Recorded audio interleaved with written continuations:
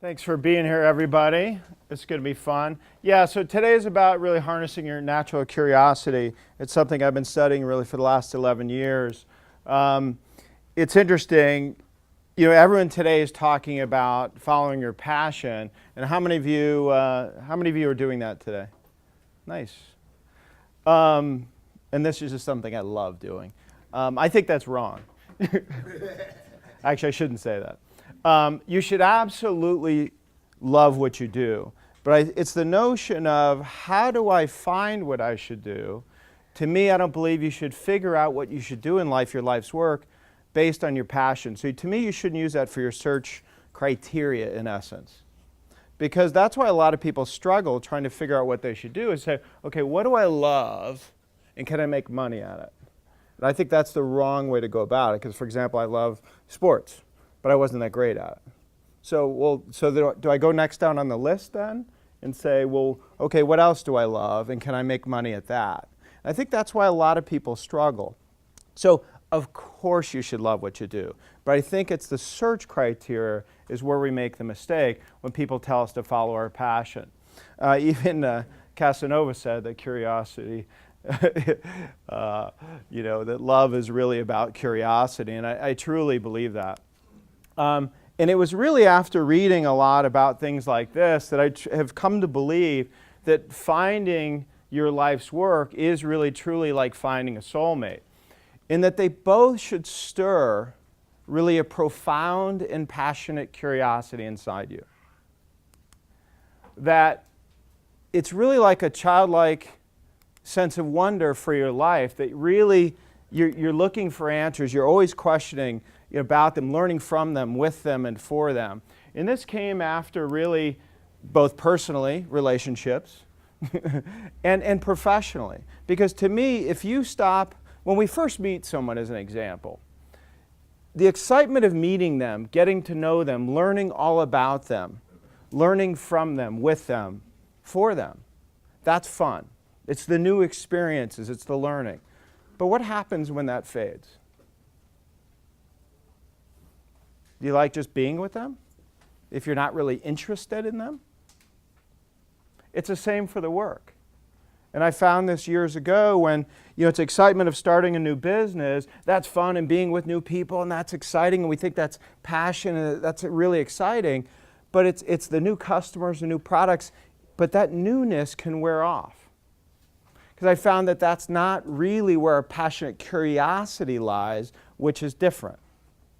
So passion to me is just the act of doing something you love or being with somebody you love. That's just the heart.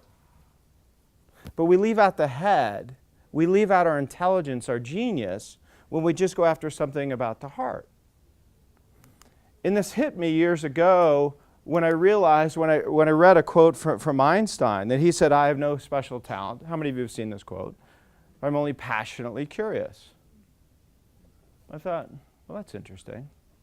It's true, he doesn't have a special talent. He's a mathematician. That's not a physicist. That's not a special talent. It's a talent. But he is passionately curious. He never stopped being curious.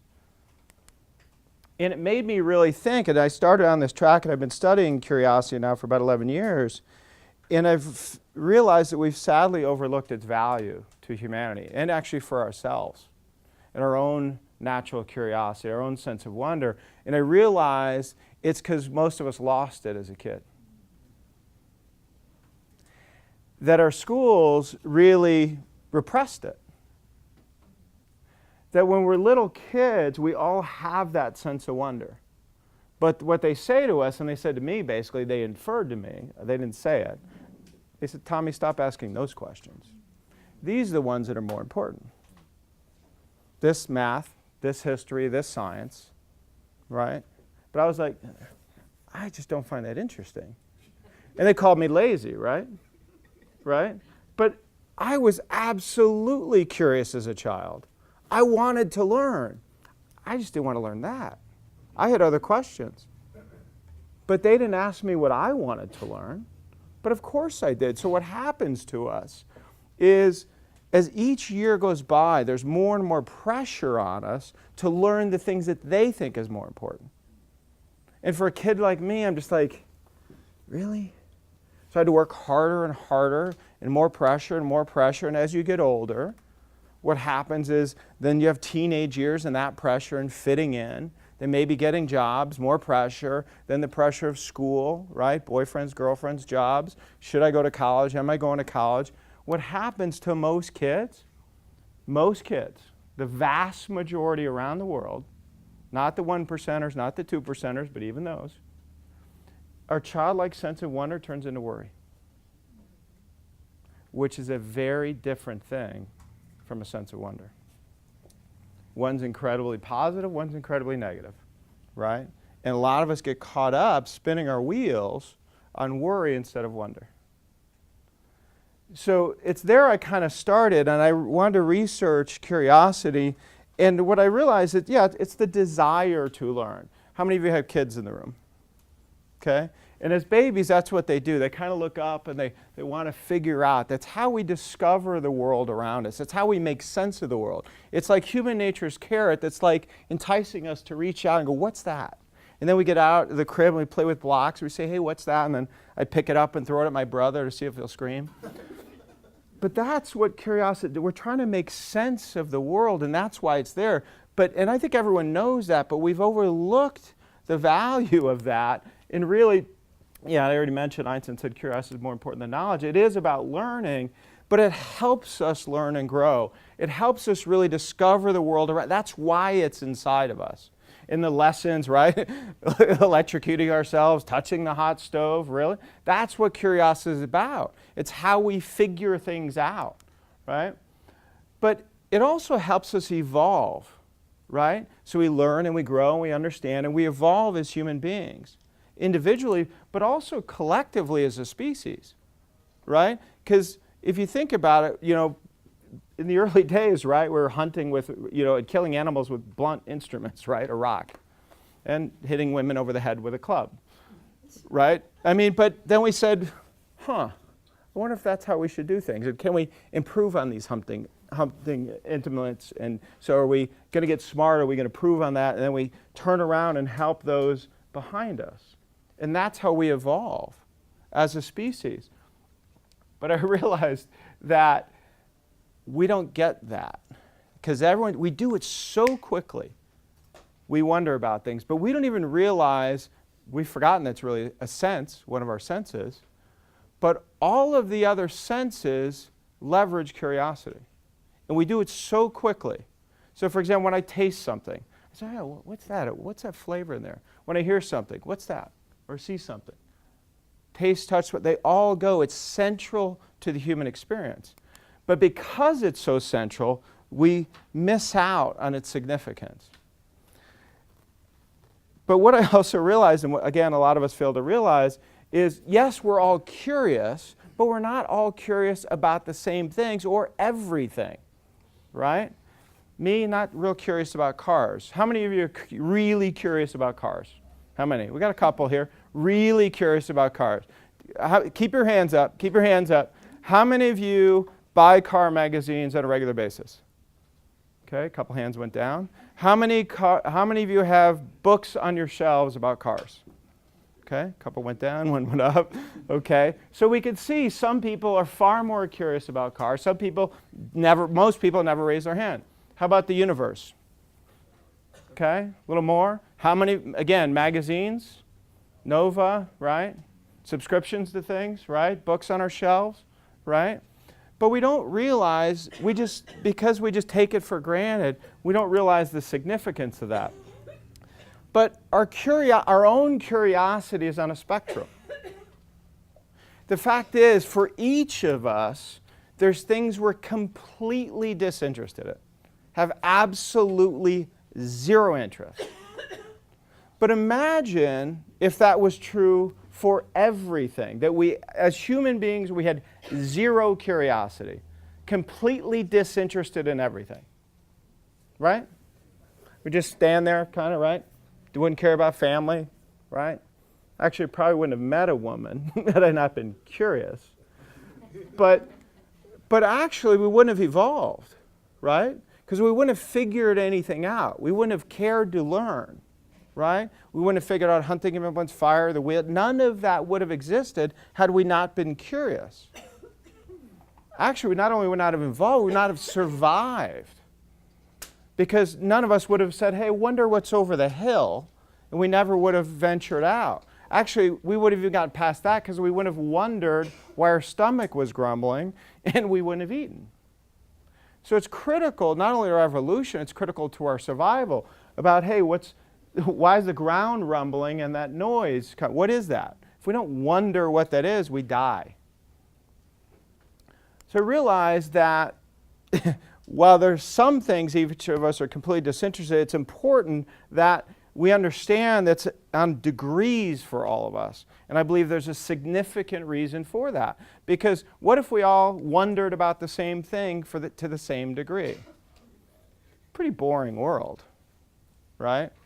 But fortunately, it's really all over the map for each of us. There's some things we're somewhat curious about, and a lot of things really in between. And for some of us, again, many of us lost our childlike sense of wonder.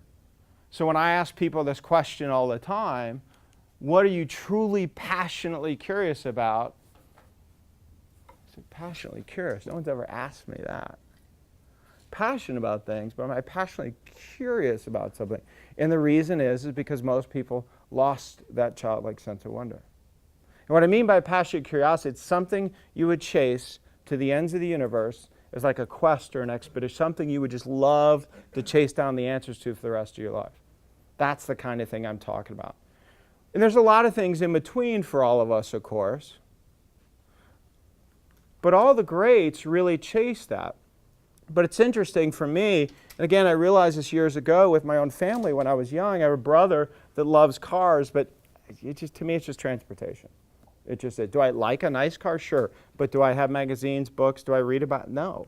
I just don't. The universe, yeah, a little bit more. Who read the article or saw the news about the evidence of the wave just recently? That was really cool, right?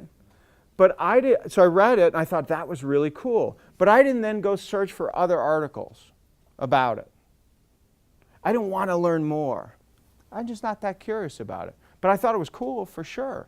But I didn't go chase it down. And I have one book on my shelf about string theory and quantum mechanics, but after I read it, I'm like, okay, that's cool, but it's just not my thing. And that's okay. Thankfully, other people are incredibly curious about it, and that's why we have answers to the world. Honestly, I'm more curious about food and wine. Grew up in the restaurant business. But I'm actually not curious about how it's made or how the great chefs make it or great winemakers. I'm actually more curious about how we've used it to bring people together over the ages.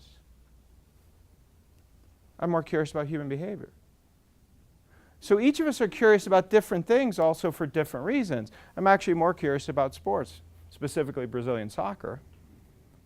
Go to Brazil usually once a year. I love it. Been playing soccer since I saw Pelé play at the age of 8. Love it. I'm actually more curious about Brazilian women, but that's me. And it's funny, Thomas Hobbes said curiosity is the lust of the mind, which is absolutely true. And that's what I'm looking for in people, because that's where the answers to the world come. But what I realized years ago, after not realizing, years ago what my childlike sense of wonder is, I finally did. And I now have really a passionate curiosity to find answers to the world. And that's where I spend my time, and that's where my life's work is. But having done this, I realized too that our creativity and imagination is in direct correlation to the degree of our curiosity. How could we be creative and imaginative about anything if we're completely disinterested, right? If I'm not curious about cars, if I don't want to research cars and learn all about them, and why Ford did this and Ferrari did that, and want to learn all about them, am I going to design a great car? Probably not. Same with fashion or whatever it is. If I don't want to learn from all the greats and understand why they did this and why they did that and God, what if we did that? It doesn't happen. It doesn't happen. Now, there's a difference too between being encouraged like they did in school to wonder about something. But if I don't naturally want to do it on my own time, on my free time, nights, weekends, right? Am I going to find answers? Am I going to be creative and imaginative? Or how creative and imaginative am I going to be if it's only in work when I hunker down and try and figure this out? Versus something I've actually done a lot of recent studies, and you can Google it, on mind wandering, that actually they've found when our mind wanders, we actually find more solutions than when we hunker down and go to work on something.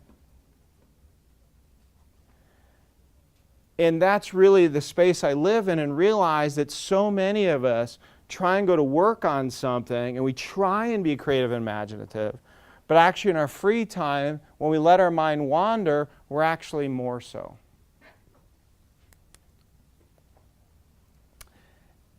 And that's really when it hit me that we're not solving problems in the world, one of the many reasons, because we're not aligning our curiosity to our work. So we're not finding as many creative solutions as we could. And I realized that all creativity and imagination stems from curiosity. And that's what leads to discovery. It's really that process. Curious, you wonder about it, you think about it, you wonder the what ifs, you ponder the possibilities, you think about it, and then you have epiphanies. Think about, God, what if we could do that? And then you work on it some more, you wonder about it some more, you work on it some more, you wonder about it some more, and then you have discoveries. If you think about it, every TED Talk is that. Everyone here probably watched TED Talks, okay? Every TED Talk was somebody that chased their curiosity. They wondered and they learned and they talked to people and they wondered and they learned. And even, it's kind of funny, Simon Sinek's why, he was curious. But even he was curious, what drives people, right? There's Sir Ken Robinson who talks about education. He was curious, why is education broken? And he chased it and he learned and he wondered, he talked to teachers, he talked to other people, and now he's sharing his discoveries with the world. And that's really what all the greats did and other people do, that's what leads to discovery. And we're not solving problems, we're not as creative and as imaginative, but that's what all the greats did. All of them. But they lived in that spectrum, really, where they were most naturally curious, so they're naturally far more creative and imaginative.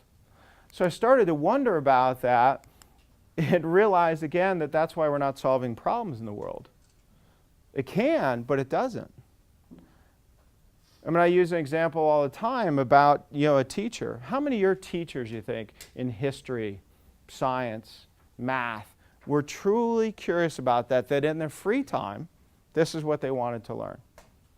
That in history, your history teacher was someone that would really, on vacations even, she'd travel to Asia and want to learn about Asian history and bring that back to the classroom instead of just coming back every day and say, okay, kids, turn to chapter 3.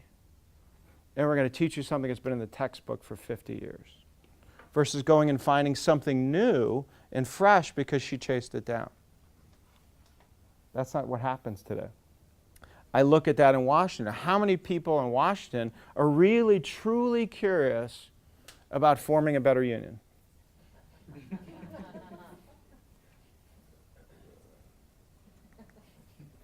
I don't think that's the problem.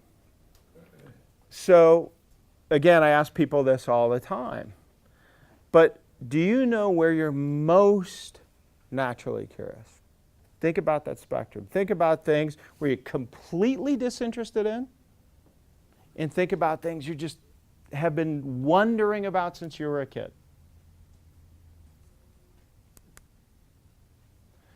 And what I found, again, is most people aren't working in this space. Again, I use the car example all the time, not interested for me, but for those of you who raise your hand, I wonder if you're working in the car industry. But it's funny, you may wonder about cars like Elon Musk, but actually he doesn't wonder about cars, even though he has Tesla. That's not what he wonders about. He wonders about transportation. That's very different. He wonders about the future of transportation, right? Hyperloop, right? SpaceX. It's just more than just cars that he's curious about. He wonders about how we travel. Thinking about mobility, how many of you working on mobile applications? Anyone here? Is it mobile applications you're curious about? Is it a certain kind of application? Or are you curious about the communication itself and the way we communicate? Or is it about why we communicate? Right? So you have to figure out why, the why behind you're doing what you're doing. What's really driving that? Is it that I want to help people spread the democracy around the world? Well, that's very different. So who should I go to work for? Well, maybe I go to work for Twitter, right? Maybe. But I don't have to be necessarily curious about that technology. It's how can I help people communicate better, so I'm going to work for this company. Absolutely nothing wrong with that. But the focus should be about understanding how can I help people communicate better? How can I help people spread the word, right? And what are better ways to do that? And then work with a product team on that. Or is it about helping small business grow? Right? Is that what you're curious about, helping small business grow? And how do you do that? Do you work for a company here like Infusionsoft in the Valley? Now, you don't have to be curious about that software. You don't have to be if you're really far more curious about helping small business grow. Okay, cool. That's great. But maybe it's not about the small business. For some of you, it may really be about the automation, that you're just like fascinated by automating things for people. But maybe about automating communication. Someone has to be. And clearly, Clayton Mask, the Mask brothers certainly were, and that's how they created Infusionsoft. But maybe you're not curious about any of those things at all. But you need to figure out, because you're really helping solve problems, figure out where you are on this spectrum. Because what I found, again, all the greats, that's where they lived. And to me, it's not that people aren't curious, although most of us lost our childlike sense of wonder. That's not the issue. It's, is it aligned with your work? I always think about a guy, and again, it was about 11 years when this hit me, of how many people kind of on vacations read about something else, wonder about something else. When they have a beer with a friend or they hike with a friend, they're talking about something completely different from the work when they let their mind wander. I think about a guy sitting on the beach with his family and watching the waves roll in and knock his kids down and think about, man, those waves are strong. And the power of waves. And thinking, looking up and down the beach, all day long, people are getting thrown around by the power of these waves, and looking out over the ocean and the power of those waves all day long, not just in front of me, but around the world. Think if we could harness that power. And then the tides, the way the earth spins all day long, every day. God, if we could power that. And then Monday morning, he goes back to work at his dad's insurance company. That happens all day, every day. There's a recent study. I used to tell people this because it was the old information. Thankfully, somebody was curious about it. Is that about 20% of our thought was conscious thought, and about 80% was subconscious thought. How many of you heard that? Recent study, 5% conscious thought, 95% subconscious thought. It means our mind is wandering all the time. Roughly 70,000 thoughts a day. Where's it going? That's a capacity we're not taking advantage of. And all the greats, they tried both in conscious mind, because they elevated their consciousness around this. But most people, the majority of society, is really not engaging their natural curiosity in the work. It's just a job. I get that. I kind of think of it as like Maslow's hierarchy of needs, where some people, it's just a paycheck. It's okay. I get it. I don't have a problem with that. But where do you live? Right? Most artists kind of live up here, right? Music, song, thinking about new songs, dance, right? Sculpture, painting.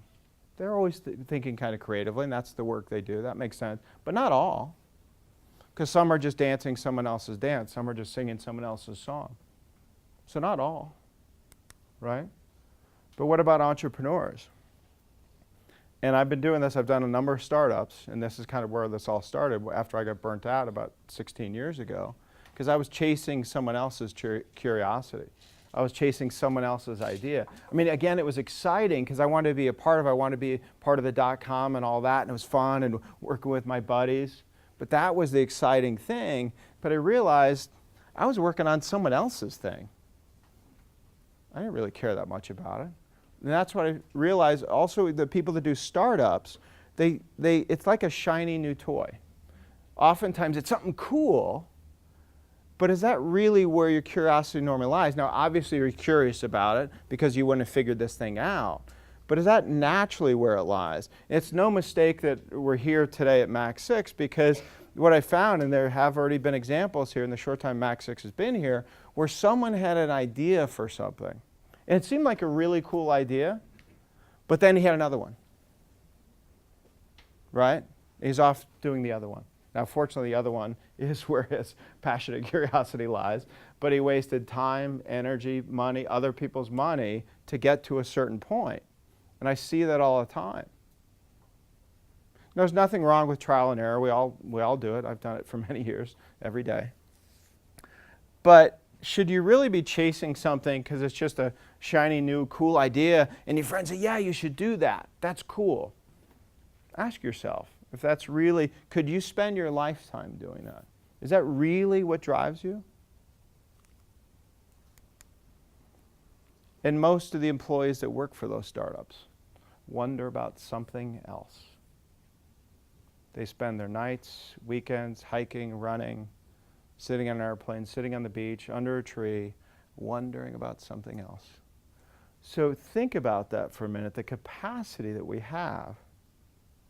We spend so much time at work, but we're not taking advantage of our capabilities. And who's losing out? You're losing out. Our organizations are losing out. The world's losing out.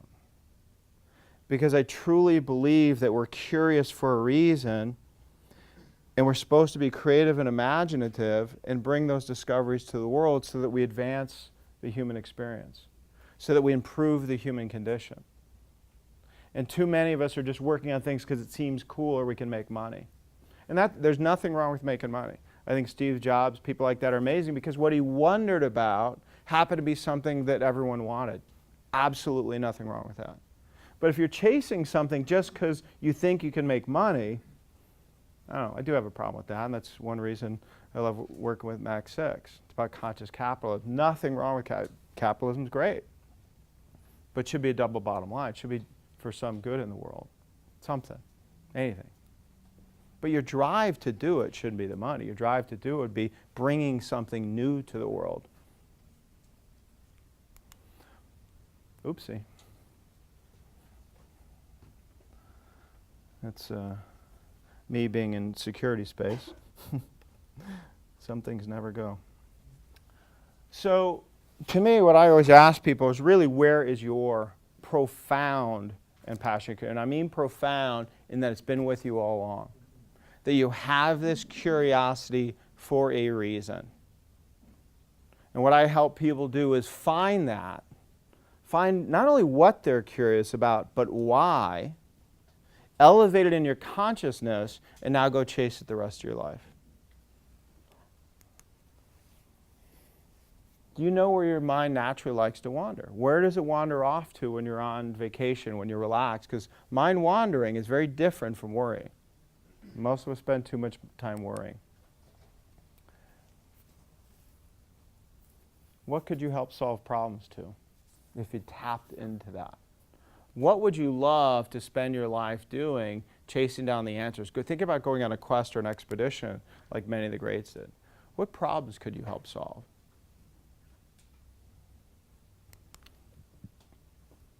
And where could you make the greatest impact as a result? That's what I want to know. Where you needed most in the world as a result of that. You know, Aristotle said, where your talent and the needs of the world cross, therein lies your vocation. I say it slightly differently, not to one-up Aristotle, but where your to me, it's where your gift lies, which is more than your talent. It's really your uniqueness. What makes you unique? What do you have that other people don't have? And talent is just one aspect of who we are. Our amazing sense of wonder, amazing curiosity is another incredible attribute that we have that we've overlooked as an attribute, and that's part of our gift.